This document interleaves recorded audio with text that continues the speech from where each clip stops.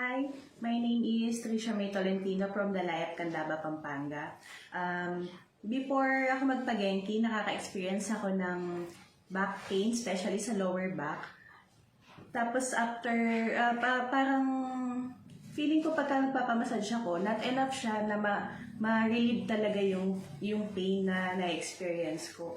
Tapos nitong na-try ko tong Genki, yung feeling niya parang nanunuot hanggang doon sa kaloob-looban kasi yung pain na napipil ko sa back na parang hanggang inner o nasa likod pa ng buto yung pain, naaabot siya nung machine. At nakaka-amaze kasi nung tinignan ko yung pinaka-head ng machine, flat head lang siya. Pero nakaka-amaze na nararamdaman mo yung bawat movement dun sa loob ng katawan. So, mai-recommend ko talaga na itry nyo din tong Genki.